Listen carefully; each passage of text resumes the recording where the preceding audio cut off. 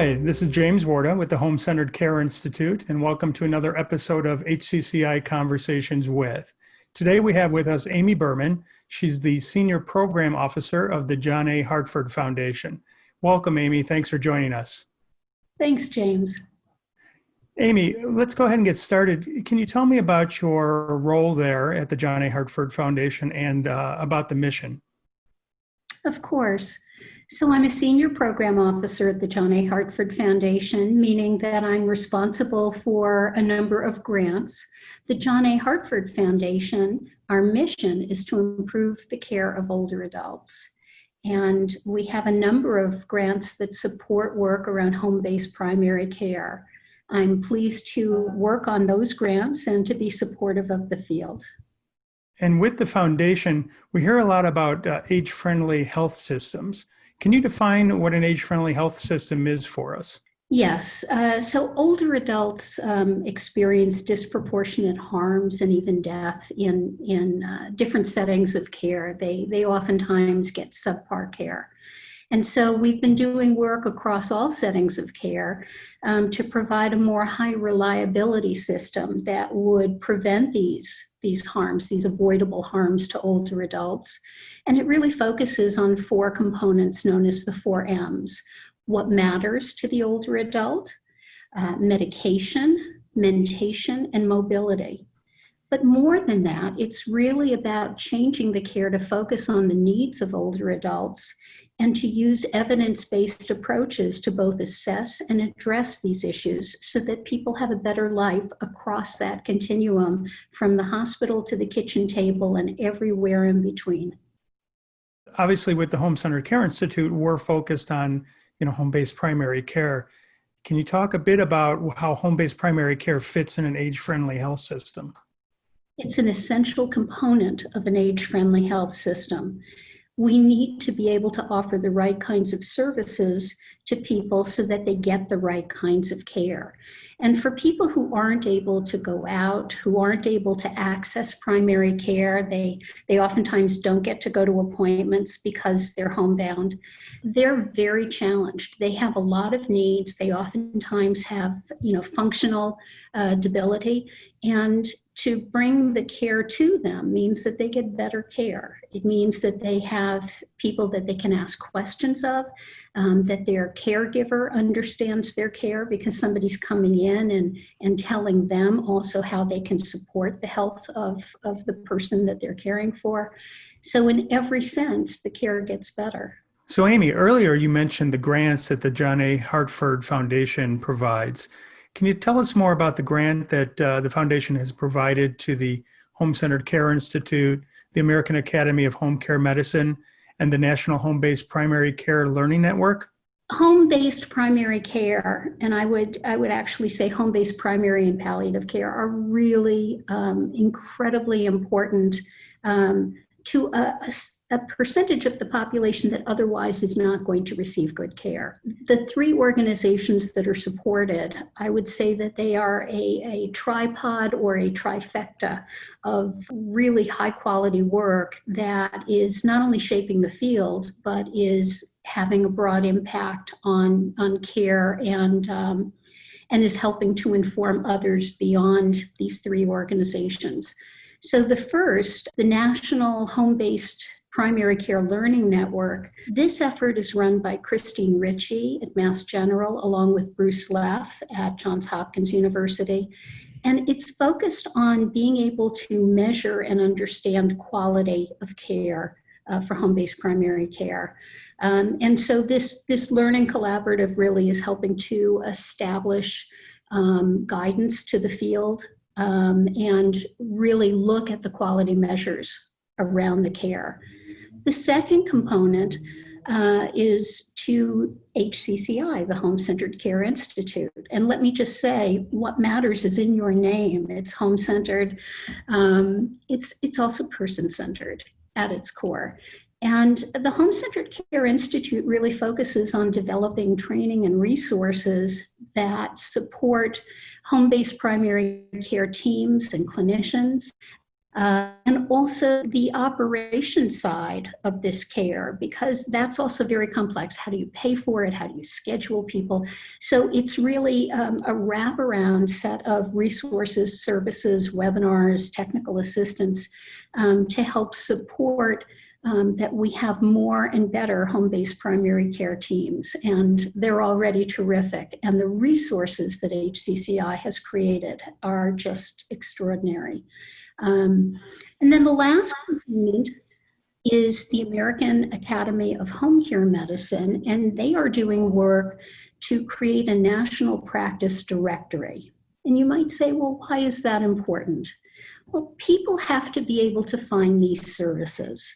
So it's important from the consumer end, but I would say even more important, we have to have an ability to find these services for health plans and accountable care organizations and others to be able to contract or integrate these services.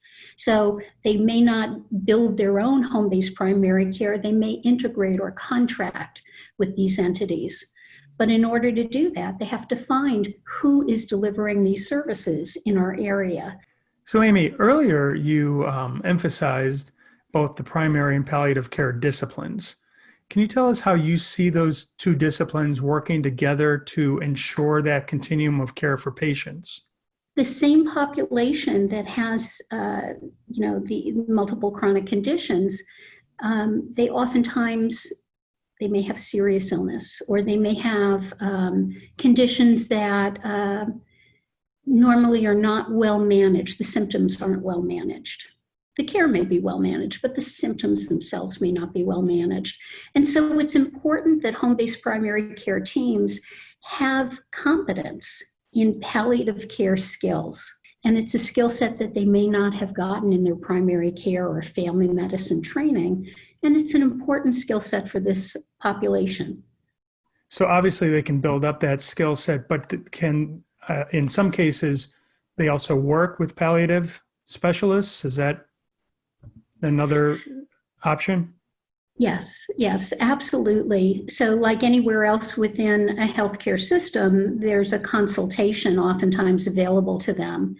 And if they don't have palliative care within their health system, they also can look on a website called getpalliativecare.org, run by another grantee, the Center to Advance Palliative Care, and by zip code. Similarly, they can find the palliative care providers in their community. So just like we're trying to do a directory for this field, it's important for others to be able to find other fields. And when we talk about collaboration, what do you think, what are some of the challenges in the healthcare industry right now around disciplines collaborating with each other as you see it to make sure this continuum works? Well, so one thing is about having a fundamental skill set, a competence, and being able to do things that maybe they didn't get a good enough training in, or, certainly the evidence has shifted. There's new things that they can learn. But the other is knowing when their skills have reached their limits and when do they want to be able to refer to a specialist. And they have to know that field exists. They have to understand what is the benefit of accessing that specialist. So palliative care oftentimes is not understood.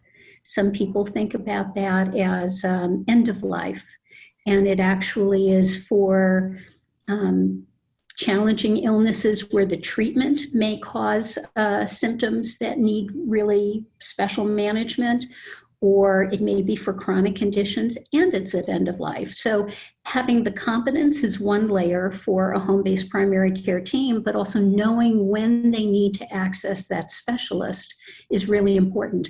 And I have to say, the Home-Centered Care Institute did a fantastic job. They've just come out with a new course that is on palliative care, and I would recommend that highly for anyone. These are critical skills for home-based primary care teams, and I hope everybody takes a look at that. Oh, well, thanks, Amy. I appreciate that. As we know, the needle's moved quite a bit in the last few years around payment reform, obviously with the pandemic, around providing access to care in the home.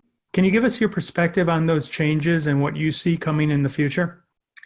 So I think, the pandemic, for all of the tragedy that it has created, it has opened up flexibilities from CMS. And I say hats off to CMS for the ways in which it has approached, these flexibilities.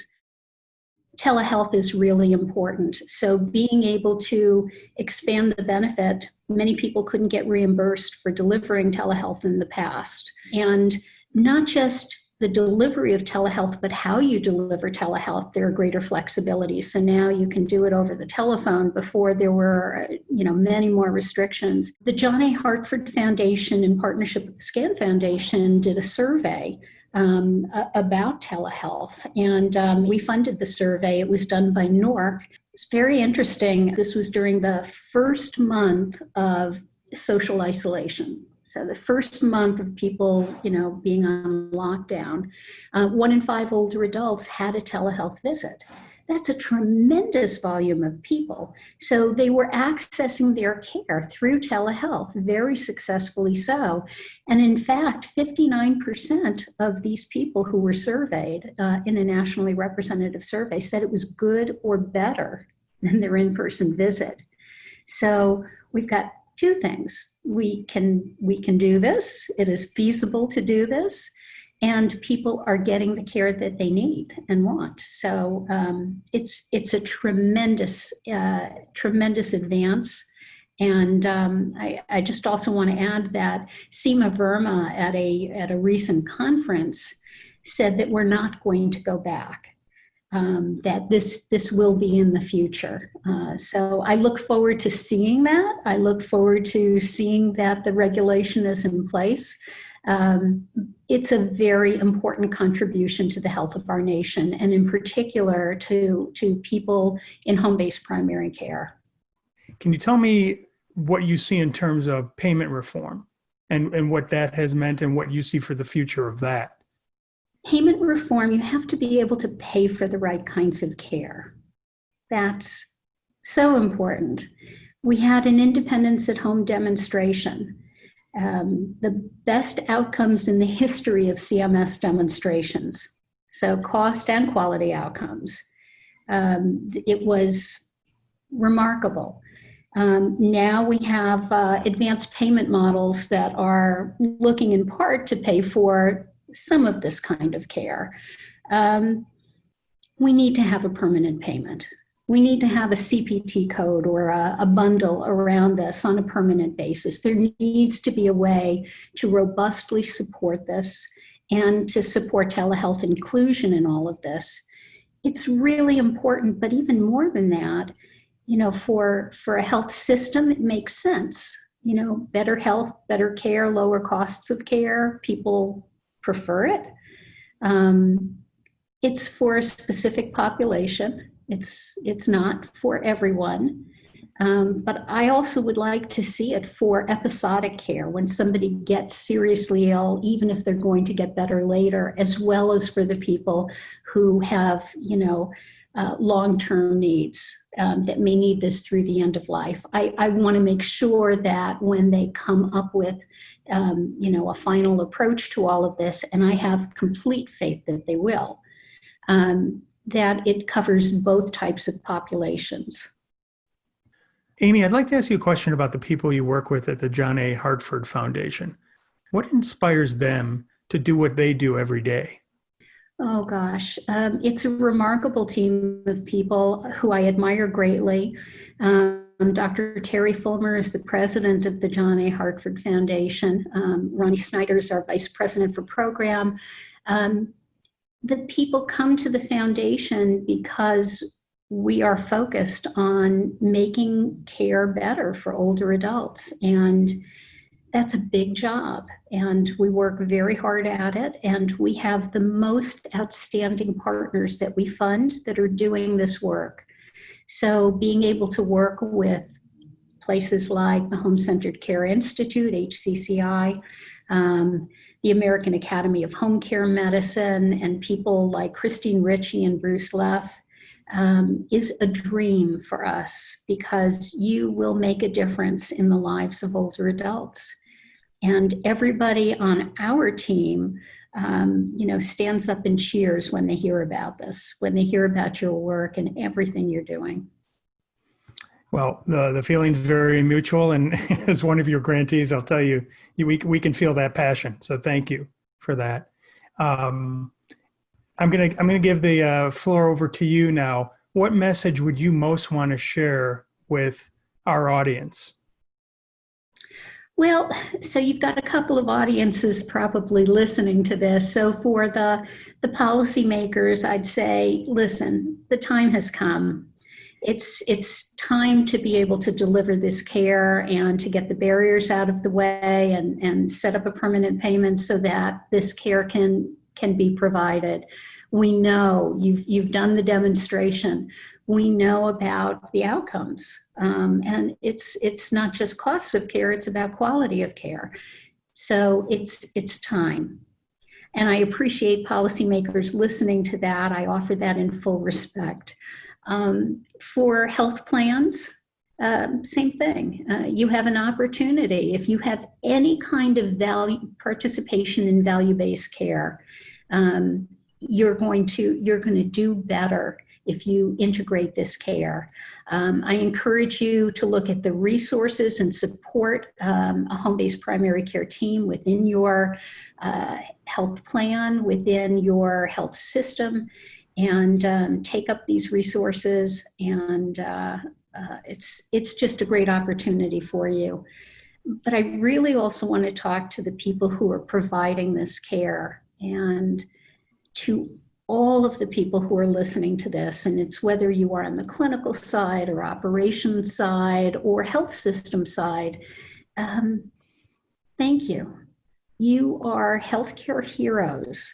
The people that you are caring for, their lives are better for it. You're doing the right thing. I know that it makes you feel good to deliver this kind of care. But the nation salutes you. I mean, we are just so honored to support this work, and I just have to say hats off to everyone. One last question. Home Centered Care Institute has a I Heart House Calls campaign. So why do you love house calls? Oh gosh, I remember my very first house call visit. I went out with a previous speaker in this series, Eric DeYoung. He took me out in Baltimore. The mother was living in her living room. The bed had been brought down to the living room, which was just inside the front door. Her daughter and grandchildren were helping to care for her. And Eric provided the most extraordinary care and exuded warmth and supported the questions of the family around the care. And this woman would have ended up in a nursing home otherwise. She definitely would have been in a nursing home otherwise. And she was well supported, and she was happy, and she was surrounded by her family. Everyone was better for it. It was remarkable. So thank you to Eric if you're listening to this, and it really it's an inspiration. That was many years ago, but thank you, Eric. Thanks, Amy. We'll make sure Eric gets a copy of this so he can hear that. That's really powerful. Well, that's it for us. I wanted to thank you for giving us the time and being on today. It was really very special. Thanks. Thank you, James. And thanks to you for watching another episode of HCCI Conversations with. We'll see you on the next episode, and have a really good day. Bye.